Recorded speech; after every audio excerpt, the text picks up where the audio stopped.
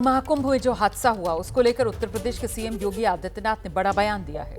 योगी आदित्यनाथ की तरफ से कहा गया, सनातन विरोधियों की कोशिश नाकाम हो गई। सनातन विरोधी चाहते थे संतों का धैर्य जवाब दे जाए। संतों ने धैर्य के साथ काम किया, ये सीएम योगी की तरफ से कहा गया। संतों की सराहना सीएम योगी ने की है। समन्वय से काम करने के लिए संतों को धन्यवाद सीएम योगी आदित्यनाथ ने दिया है। दरअसल महाकुंभ हादसे के बाद सीएम योगी पहली बार प्रयागराज पहुंचे थे, जहां उन्होंने साधु संतों से मुलाकात की और साथ ही अगले अमृत स्नान पर तैयारियों का जायजा भी लिया। आपको ध्यान होगा, जिस दिन महाकुंभ में भगदड़ हुई थी, दूसरा अमृत स्नान का दिन था और ऐसे में वो खबर सामने आने के बाद अखाड़ों की तरफ से जो स्नान है उसको रद्द करने की बात कही गई थी, जिसके बाद ये कहा गया कि नहीं, रद्द नहीं हुआ है और अखाड़ों ने बाद में स्नान किया, हालांकि कुछ विलंब के साथ। अभिनंदन करूंगा उन पूज्य संतों का, जिन्होंने मौनी अमावस्या के अवसर पर पूरे धैर्य के साथ, एक चुनौती हम सबके सामने आई। कुछ पुण्यात्मा उस एक हादसे के शिकार आग हो गए थे, लेकिन उन स्थितियों में एक अभिभावक के रूप में, जैसे परिवार के ऊपर कोई विपत्ति आती है तो परिवार का अभिभावक धैर्य नहीं खोता, पूरी हिम्मत के साथ खड़े होकर के उस चुनौती का सामना करते हुए उससे उभारने का कार्य करता है। आपने देखा होगा कि जो सनातन धर्म के विरोधी हैं, वे लोग एक प्रयास कर रहे थे कि संतों का धैर्य जवाब दे दे और उसके बाद जग हसाई का एक कार्य कराया जाए। लेकिन मैं अभिनंदन करूंगा पूज्य तुलसी पीठाधीश्वर जी का भी, पूज्य जूना पीठाधीश्वर जी का भी, अपने सभी 13 के 13 अखाड़ों का भी, पूज्य फूलडोल दास जी महाराज वृंदावन धाम से हमारे पास आए हैं, अत्यंत वरिष्ठ संत हैं।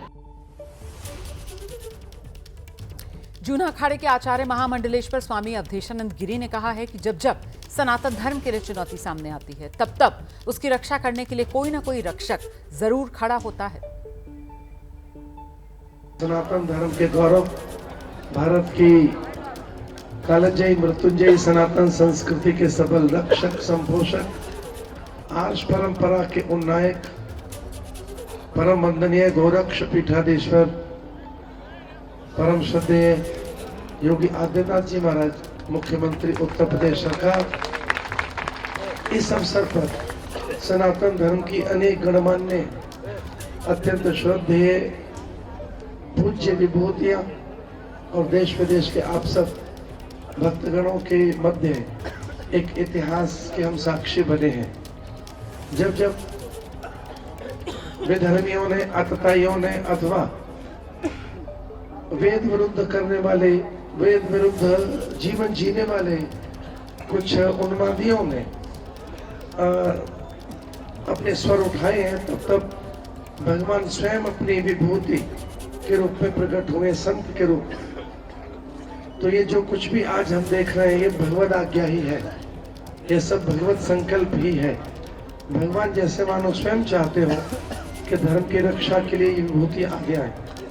हम आदरणीय रामानंदाचार्य पूज्य तुलसी पीठाधीश्वर जी महाराज के अत्यंत कृतज्ञ हैं कि उन्होंने ये 2 विभूतियां भारत को सौंपी हैं सनातन धर्म की रक्षा के लिए। वहीं सीएम योगी आदित्यनाथ के बयान को लेकर कथावाचक देवकीनंदन ठाकुर की भी प्रतिक्रिया आई है। उन्होंने कहा, संत हमेशा समाज के हित में ही कार्य करते हैं और साथ ही कथावाचक देवकीनंदन ठाकुर ने बसंत पंचमी के दिन संगम में अमृत स्नान के लिए जल्दबाजी न करने की अपील भी की है। हमारे साथ कथावाचक देवकीनंदन ठाकुर जी महाराज हैं। महाराज जी, जो मुख्यमंत्री जी ने कहा है, ये क्या, इसमें क्या संदेश छिपा हुआ है? देखिए, योगी जी जिस तरीके से कुंभ को चला रहे हैं, उनकी व्यवस्थाएं जिस तरीके से चल रही हैं, वो बहुत सराहनीय हैं।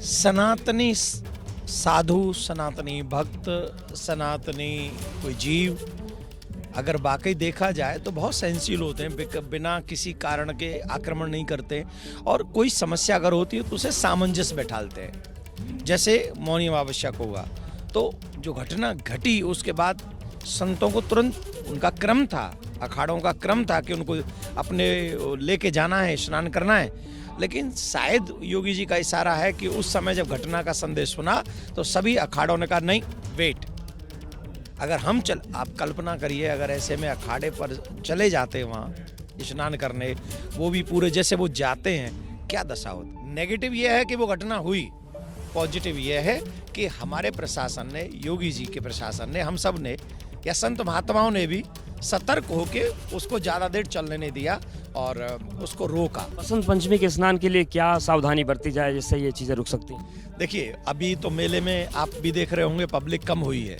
पहले से बहुत कम हुई है। एक और प्रार्थना हम करेंगे, जिस जगह स्थान, हम कथाओं में भी बार बार इसकी अपील कर रहे हैं कि अगर आप आ रहे हैं, बसंत पंचमी को भी आ रहे हैं, मैं तो कहूँगा 2-3 दिन बाद आइए, 4 दिन बाद आइए, अभी 12 तारीख तक तो पूर्णिमा है ही।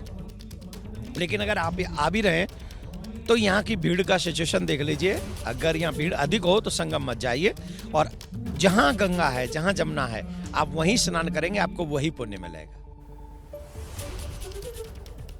और वही कथावाचक स्वामी चिन्मयानंद बापू ने भगदड़ को लेकर बड़ा बयान दिया। उन्होंने सीएम योगी की बातों का तो समर्थन किया, लेकिन साथ ही साथ ये कह दिया कि हर बात का आरोप विपक्ष पर डालना सही नहीं है। स्वामी चिन्मयानंद बापू ने यह भी कहा प्रशासन को अपनी जिम्मेदारी निभानी चाहिए थी। अंतर्राष्ट्रीय कथावाचक बापू चिन्मयानंद जी हैं। महाराज जी ये बताएं कि जिस तरीके से ये पूरा घटनाक्रम प्रयागराज में चल रहा है, मौनी अमावस्या का बड़ा दुखद एक घटनाक्रम हुआ। मुख्यमंत्री जी ने कहा है कि कुछ सनातन विरोधी सनातन के संतों की धैर्य की परीक्षा लेने की कोशिश कर रहे हैं, लेकिन संतों ने स्नान संभाल लिया। क्या कहेंगे आप इस पर? देखिए, योगी जी ने, हमारे मुख्यमंत्री जी ने प्रयास तो बहुत अच्छा किया था, लेकिन संतों ने तो अपनी भूमिका निभाई, पर जो प्रशासन की भूमिका होनी चाहिए, जो सरकार का दायित्व होना चाहिए, खुद बैठकर के उन्हें मंथन करना चाहिए कि क्या उन्होंने अपनी भूमिका निभाई। हर बात को विपक्ष पर डाल देना, किसी अन्य विरोधियों पर डाल देना एक संत के लिए शोभास्पद नहीं है।